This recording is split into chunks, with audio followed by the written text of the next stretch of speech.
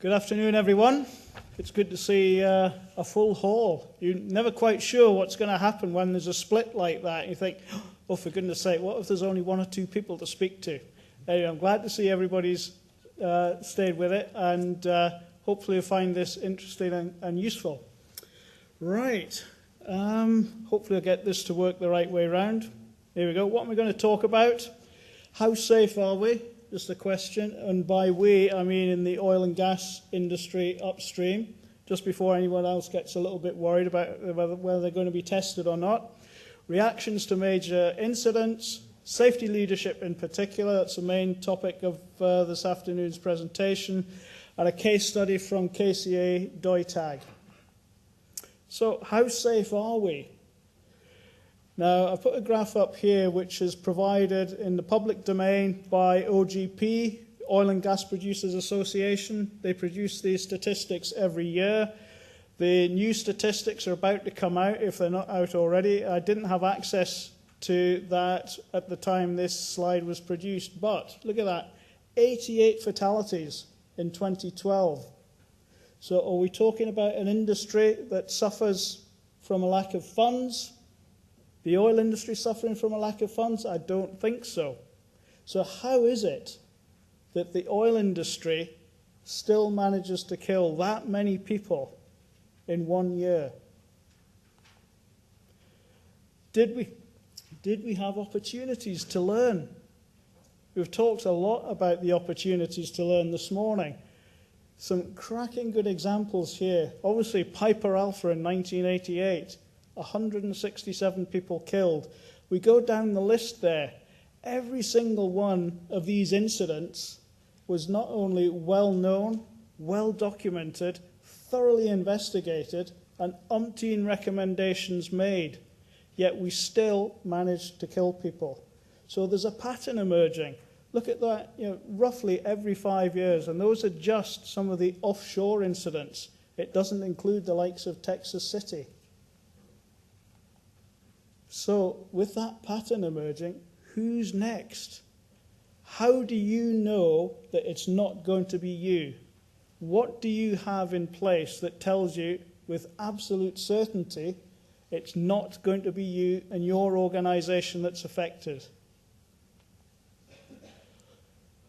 This next slide is meant to show how we respond to major incidents. There tends to be this cycle. We have the incident, there's an investigation, there's a review, recommendations are made, invariably legislation changes. So of all the incidents that I spoke about previously, each and every one of those had some sort of regulatory change and indeed some organizational changes at the regulator level as well. So significant changes came on the back of major incidents. In the EU, there's been a massive reaction to the Macondo incident. There's what's called a directive was produced by the European Union. And this means that each member state within Europe is obliged to produce regulations which come into force next July to take forward their version of the EU directive. Effectively, it's going to look very much like the UK regime, but it will also incorporate environmental aspects. But what's missing from this legislation? There's one key thing that I feel is strongly missed, or sadly missed. It's leadership. It's not mentioned once in that piece of legislation. Interestingly, in a similar vein, the UK undertook or had a major report undertaken by Sir Ian Wood of Wood Group. His report was how to produce or to effect continued and better production over a sustained period within the UK. Now, in that report, the word safety doesn't appear once.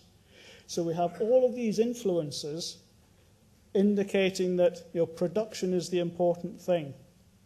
Yet at the same time, leadership is missed from a fundamental piece of European legislation. Therefore, it will invariably be missed throughout each of the European member states. Here's a useful Dilbert thing. I think Dilbert is very, very useful for making poignant observations. So just add leadership. If it's missing, just add it. Dead easy, isn't it? Well, I would suggest that it isn't. Leadership is a fundamental element that we need to include, but it ain't easy to capture it. What is leadership? Now, this is just one of numerous definitions of leadership. Now, the key words for me there are influence and a common task. Now, to be a leader, you obviously have influence. You need to have influence, otherwise nobody will follow what you do. And there has to be a common task. What that common task is can vary. So, some examples of leaders there. Hopefully you'd recognize most of them. I think what is interesting is that I think politicians and process safety don't necessarily mix very well. Certainly in the UK they don't. There's a complete lack of understanding of what safety is about. It's very, very sad, but hey-ho. We shouldn't stop trying to influence these guys just because they display perhaps not the best examples at times. And I'm certainly not making any comment about any Australian politicians whatsoever. So, safety leaders. Now, Martin mentioned safety leadership this morning. Now, we didn't collaborate, despite the fact that we worked together for several years in the Health and Safety Executive in the UK. We did not collaborate on these presentations. This is pure chance, so hopefully it will reinforce some of the points that Martin did make this morning. Safety leaders. Where do safety leaders come from? If we don't have anybody who's actually setting a good example right at the top of organizations, indeed at the top of the people who run our countries, who are we going to follow? We need to help our leaders become, I coined this phrase, mindful safety leaders. I coined that phrase very specifically. Hopefully it sounds a useful phrase, but what does it actually mean? Mindful safety leadership. Now, sitting right at the middle of that is the mindful bit. That, to me, means that people and leaders at all levels of an organization, right at the top of an organization, all the way through to supervisors at the coalface of whatever industry it is, they have to have it in their mind and have a degree of conscience about safety or what it means.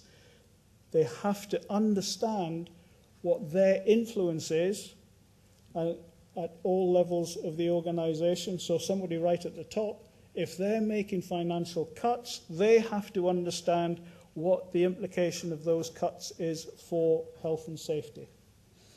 But the other elements there, they need to be skeptical. What does that mean? That means that they don't trust only good news. They should welcome the bad news, but they should be very, very skeptical all the time. In a positive way, it demonstrates that they really want to find out what is going wrong in an organization. They need to be inquisitive. They need to actually dig deep, ask the right questions of the organization to be able to answer to themselves, how do I know that it's safe? That question was posed this morning. How do we know that it's actually going to be safe, in terms of, instead of saying, oh, you tell me it's not safe, therefore, we're just going to ignore you.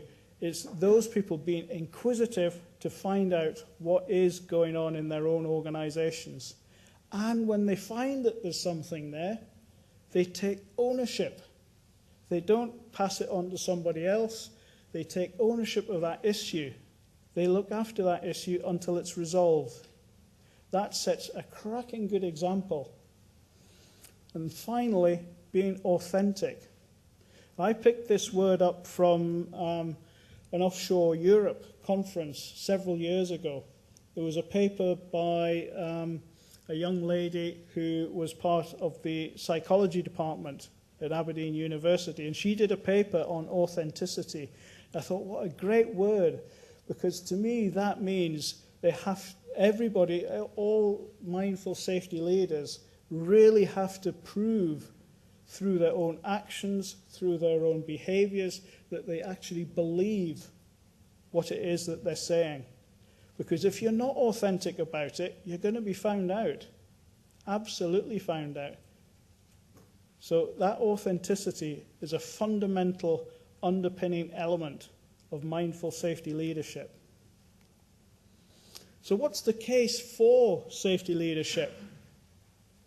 Firstly, looking at the top right, left-hand corner there, academic research. There was a wealth of research undertaken in the UK and primarily in Aberdeen after the Piper Alpha disaster. And in more recent years, this was summed up in a research paper by Professor Rona Flynn. One of the key findings of that paper is that there is very much a strong link between safety performance and leadership. Intuitively, you would think that was right, but to have that research actually pulled together in an academic peer-reviewed paper that was produced, and it's now published under the HSE, so it's freely available on the internet. Very, very useful to have that. Next box there, Energy Institute and Ccps frameworks. I don't know if anybody's familiar with those at all. The Energy Institute and the Ccps frameworks both have a number of, or they are frameworks for process safety. But the first element of each of those frameworks is leadership.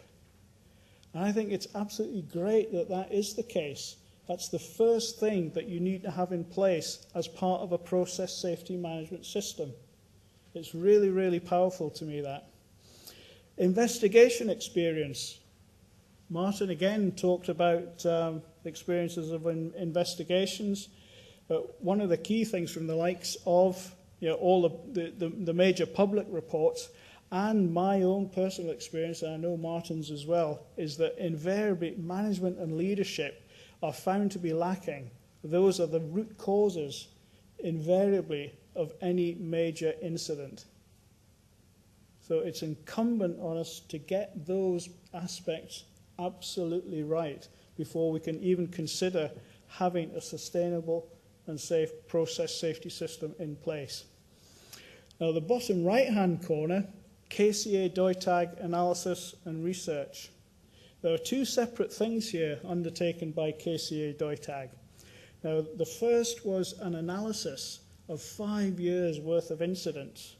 I thought, I started working or supporting KCA DOITAG just over a year ago. And I found this was the most incredible piece of work that I'd ever come across. They'd done this voluntarily. They'd gone back 5 years and looked at every single incident. And they'd looked at the causes of those. And they hadn't stopped at the usual thing, operator didn't follow procedure, that's the root cause.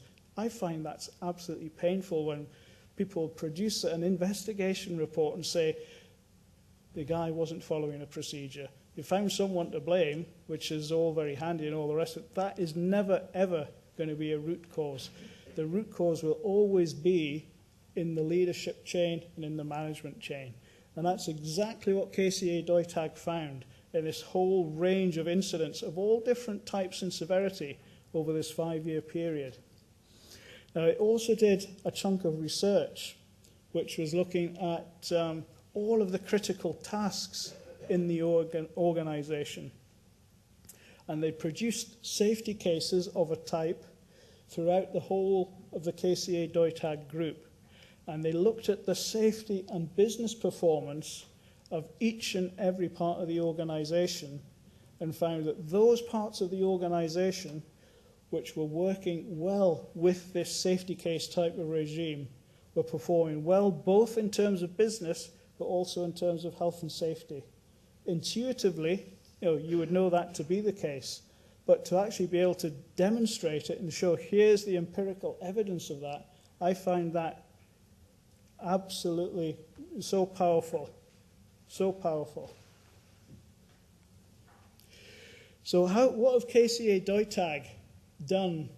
Now, in the period round about 2006 to 2008, they introduced a series of training programs. And these are leadership training programs, and they incorporate a degree of safety within them, which is good. I'll come on to some more work shortly. But there are 3 bespoke training programs. Now, the reason there are 3 is because they are aimed at different parts of, or different levels of the organization. There's something for first-line supervisors or people who are due to become managers for the first time.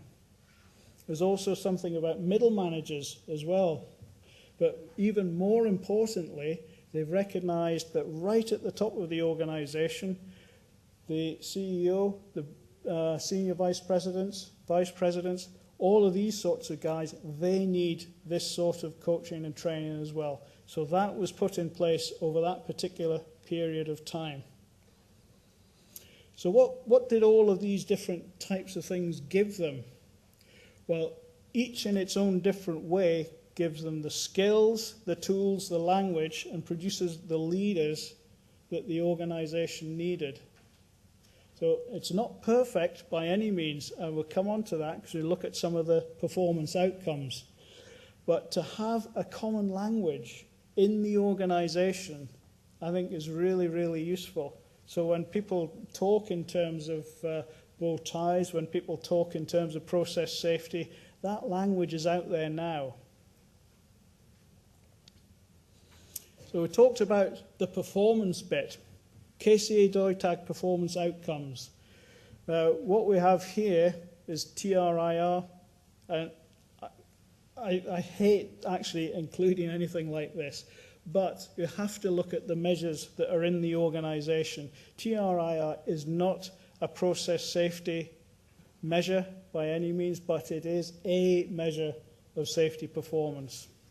And the measure that's up there shows where KCA Deutag has been over that period since the leadership training was introduced. And we compared it to IADC. Now, IADC is the International Association of Drilling Contractors. Now, obviously there, the overall industry level has reduced, but KCA Deutag has remained consistently below that industry average, or that overall industry performance. Now, is that just pure coincidence that the timing of the introduction of the leadership training coincided with that overall, and not perfect, but overall downward trend in their incidents? I hope not. So what other performance outcomes are there? Now, incident potential. Now, this was touched on to a limited extent this morning, but one of the things that KCA Deutag do is every time we have an incident is actually measure not only what happened and record that and investigate accordingly, but also look at the potential for that particular incident. How bad could it have been? Now, just to put it into context, the scale on the left there goes from 0 to 600. Now, at 1,000, that's multiple fatalities. So, and this is a cumulative score for all of the incidents in any particular year.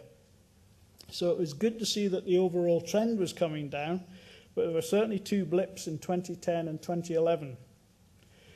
Now, most of those were associated with a specific region, not known for its health and safety performance. And I won't name the region just in case anybody gets upset about it, but very, very specifically, one of the regions that wasn't performing well under the KCA Deutag safety case regime. What other measures have we got? NPT, that's non-productive time. Now, we could easily look at profits and all sorts of financial figures, but they can very easily be skewed by all sorts of accounting jiggery-pokery. But NPT, that's how efficient the business itself is at having itself, its people, and its equipment in the right place at the right time, doing what it was intended to do. So again, the non-productive time has come down very significantly, but it does look as if that performance has peaked. So again, it's not perfect, but it's certainly done well on the back of the leadership training. So the KCA DOITAG way forward. Several things are happening at the moment. Safety culture assessment, that's one of the things that's happening at the moment. We want to find out where the organisation is in each of its constituent parts across the globe. And one of the tool that's actually being used is the safety climate tool. So it says safety culture assessment there, but it's actually the safety climate tool that was developed by the Health and Safety Laboratory, and I suspect Martin probably had some involvement in that. That will give us an understanding of where each part of the organisation is in terms of its sophistication, in terms of its safety climate, and an indication of its safety culture. It will also, and this is determined already, feed forward into the 2015 health and safety plans. So it's key that the outcome will have a demonstrable impact on the plans and things, the improvements that will be put in place next year. And this cycle of improvement will continue. KCA DOITAG's values review, that's something that's now been completed. And I think that was important. A lot of organisations have values, but what KCA DOITAG has done is actually reviewed where its values are. And the health and safety piece sits right at the top of that, and that's good to see. That's just one of the key underpinning elements of the improvement. So KCA DOITAG behaviours model and measurement. This is under development at the moment. It's very near being ready to roll out. But the key thing about this is it will help the organisation measure not only what people do, but how they do it. So if you bulldoze through all sorts of processes and procedures and you upset everybody and leave a trail of devastation behind you, that isn't exactly going to get you a good mark in your appraisal. It's only when you apply demonstrate the right sort of behaviours that you will be rewarded for that. But certainly last and definitely not least, safety leadership training review.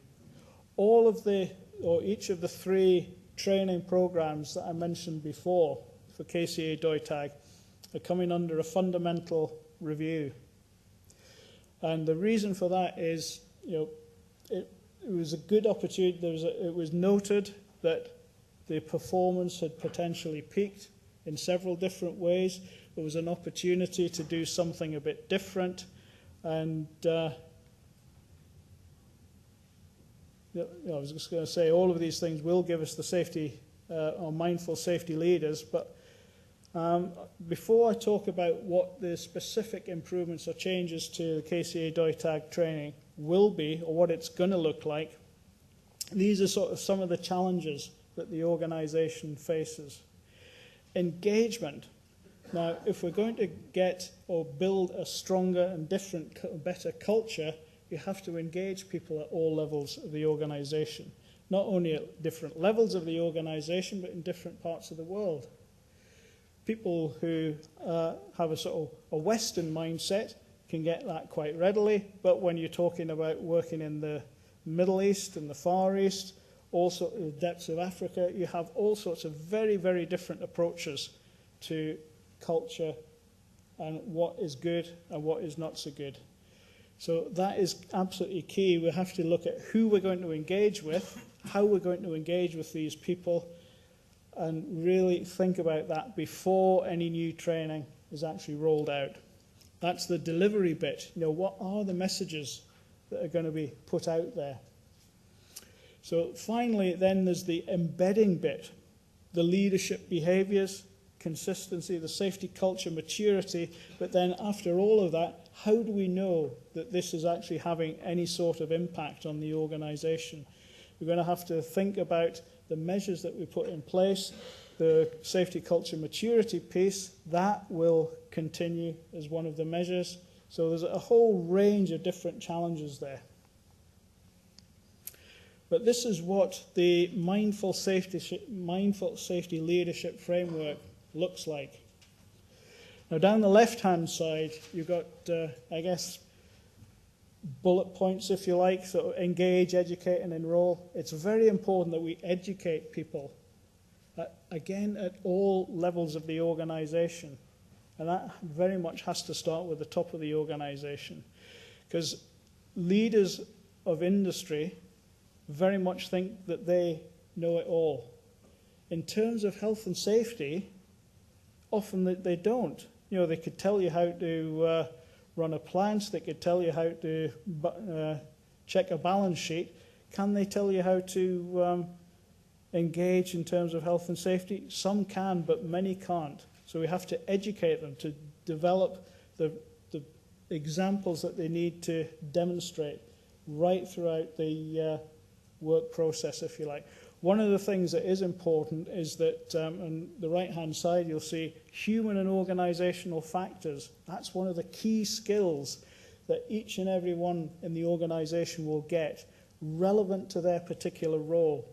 So they'll understand, you know, if you're at the top of an organisation, you'll get to understand what is it in terms of the likes of management of change, in terms of any other human factor aspect. What are the key things that you need to take on board? So that's something that certainly wasn't there before. I think it's a key step very much in the right direction. Now that module there, if you like, will be tailored for each part of the organisation in terms of how high or whatever you are in the organisation, but it will be a common basis and it will link to the safety management tools that the organisation has in place. So you'll get the understanding of what it is that you should be doing, but then you can map it very precisely to the tools in the organisation that are there for you to use. So people will be specifically taught, this is the process that we expect you to go through. This is how you use that process. But how often do we just put processes out there? You give people an email. That's not really engaging them in that process. So whereas now, this will be a very specific engagement of people, getting them to understand the precise and very specific processes that are out there for them. Now, this is a completely different slide. This is something from Oil and Gas UK. Now, Oil and Gas UK is the industry representative body in the UK. Now, to my mind, it's very, very useful to celebrate the positive. How often do you see health and safety reports? So many people killed, so many people fined for doing this. It's all about, failure. What is very good now, I think we need to start and recognise, let's celebrate the successes. And this is one of the things that Oil and Gas UK have done. They've introduced leadership to the safety awards. So good safety leadership is now officially recognised in the UK. And I think that's a great step forward. It's good, safety reps and all the rest of it already being recognised, and I think it was good that the safety awards themselves existed, but it's only in recent years that the leadership bit has been added. I think that's hugely positive. It's a great thing to be able to celebrate that. So wouldn't you feel great if someone from your organisation, or if you yourselves were awarded Safety Leader of the Year? What a great thing to sort of celebrate. Very, very positive. So, in summary, I would say that leadership very much sets the tone. It very much and absolutely definitely sets the environment in which we send people to work. Think about that. all the processes, the planning, the finances, the resources, everything that we do to people through our organizational setups and establishments is put people to work at a particular time, in a particular place, in an environment that we design. Poor leadership can kill. Do we want that just through poor leadership? I would suggest that we don't.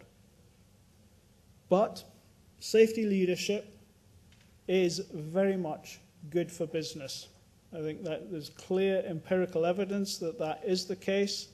It's also a cracking good motivation and reputational tool to be able to show and use. And finally, please don't be next. Take the lead and take control. And with that, I will say thank you very much for listening and welcome any questions.